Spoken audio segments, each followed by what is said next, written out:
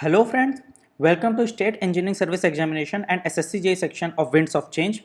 In this we will cover so many questions that are related to various subjects that are frequently being asked in various examinations.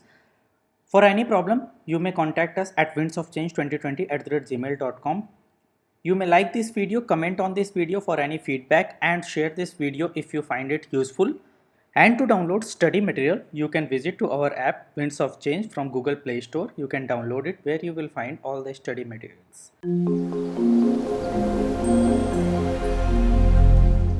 Welcome to third video in the continuation of top 80 questions of steel structure.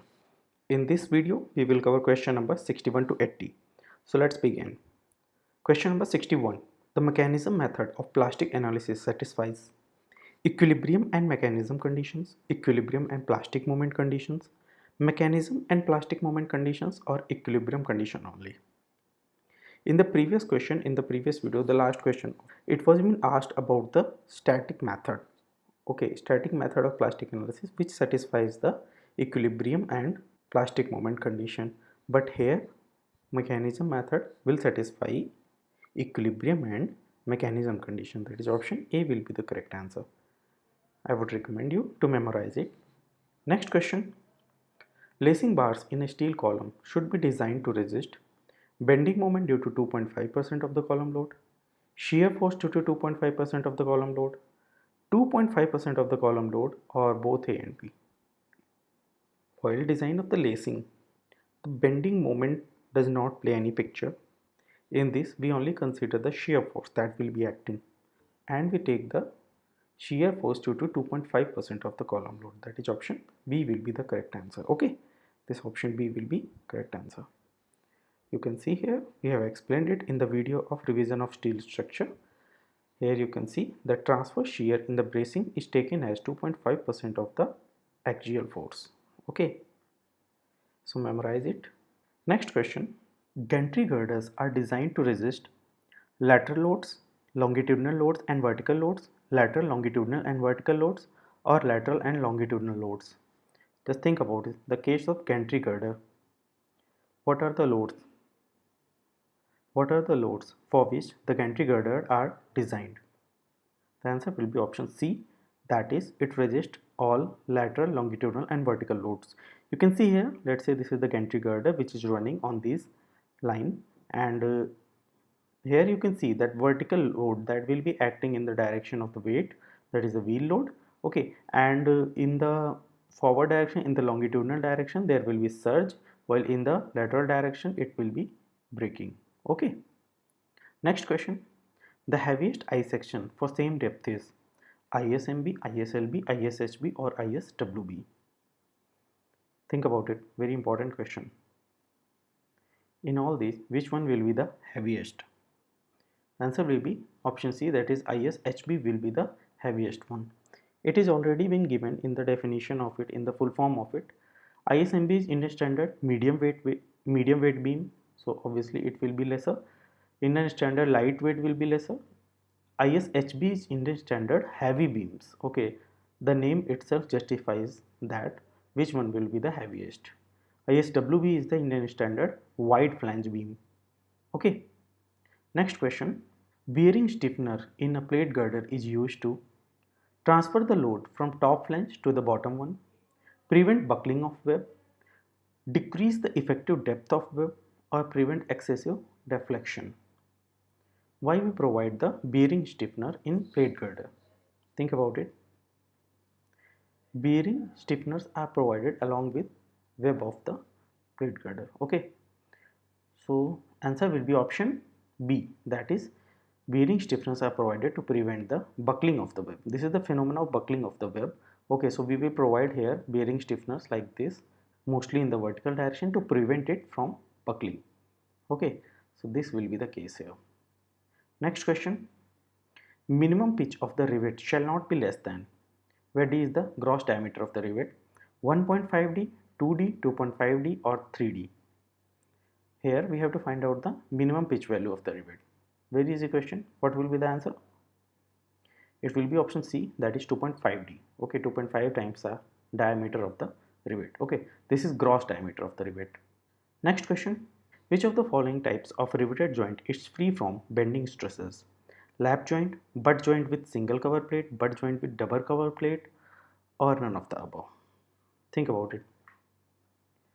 Which one is free from bending stresses? In which bending stresses will not be developed? Lap joint or butt joint with single cover plate or butt joint with double cover plate, or none of the above? Just think about it. It will be option C, that is butt joint with double cover plate.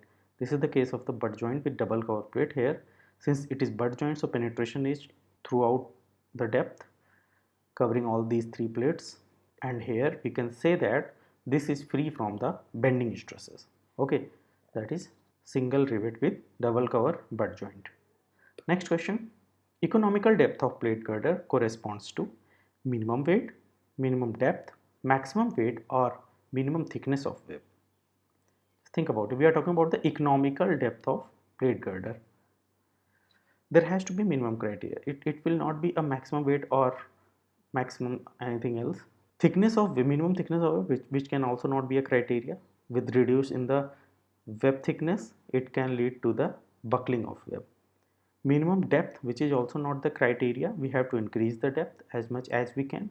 So only the economy concern is related to the minimum weight. That is option A will be the correct answer. Economical depth of plate girder will correspond to the minimum weight that will be obtained. Okay. Next question.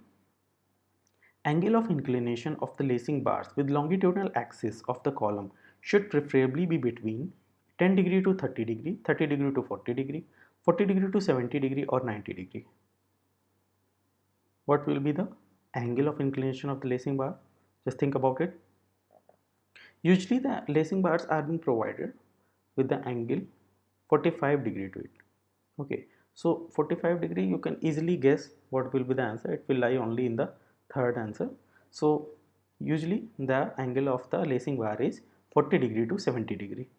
Okay, which is being mentioned here. Theta lie between 40 degree to 70 degree in case of lacing bar. Okay, this is also explained in the same video of revision of steel structure.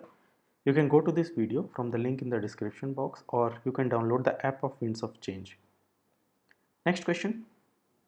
When the bolts are subjected to reversal of stresses, the most suitable type of bolt is black bolt, ordinary unfinished bolt, turned and fitted bolt, or high strength bolt. Here we are talking about the reversal of stresses. In case of the reversal of stresses, the preferred type of the bolt will be high strength bolt. High strength friction grip bolt, that will be preferred in case of the reversal of stresses. Okay, so option D will be the correct answer. Next question.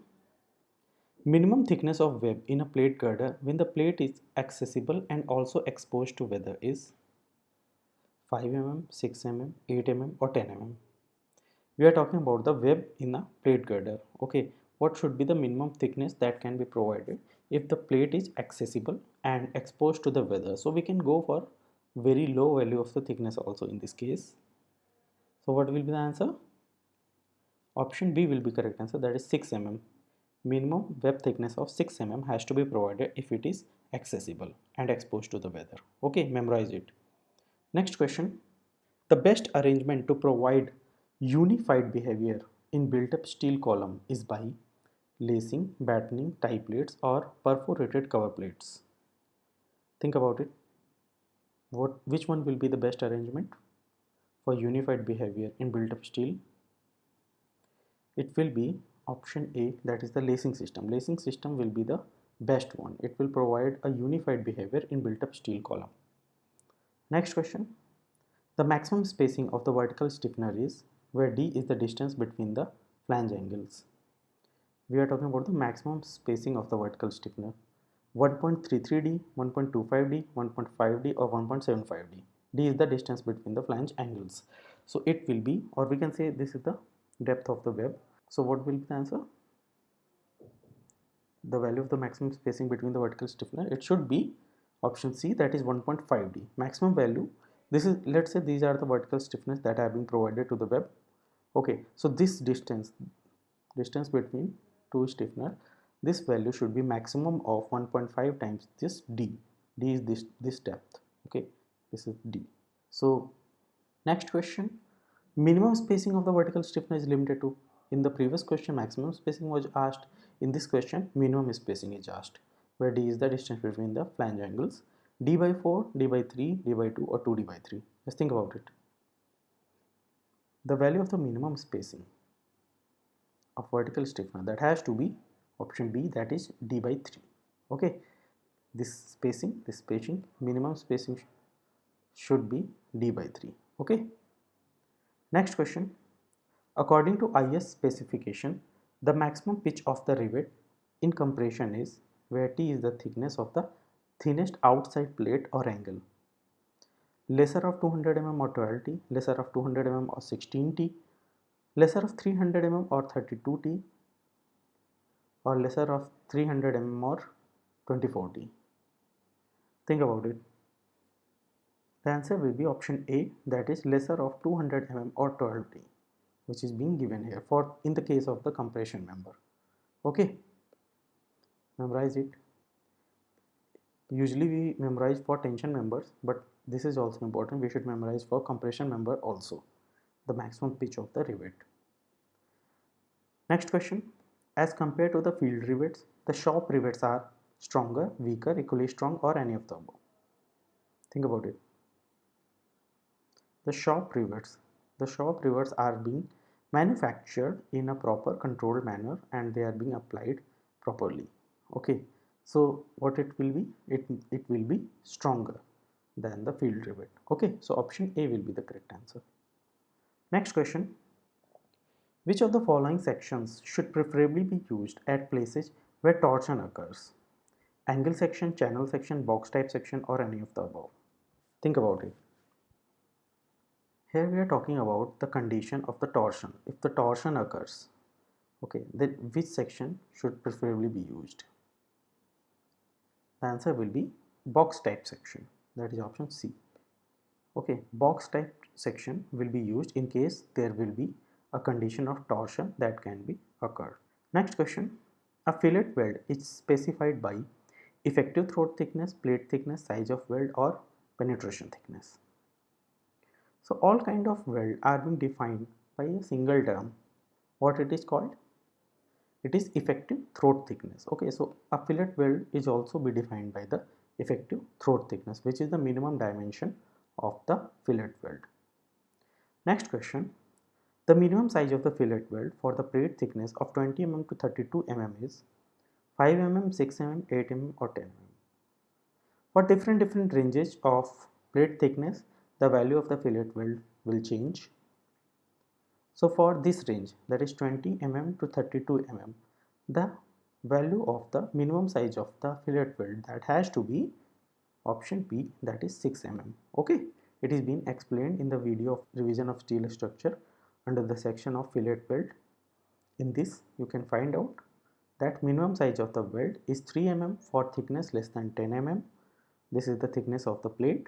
Okay, 5 mm for thickness lying from 10 to 20 mm, 6 mm for thickness of plate lying from 20 to 32 mm, which was asked in the question, and 8 mm for thickness lying from 32 mm to 50 mm. Okay, so memorize it, it is also important.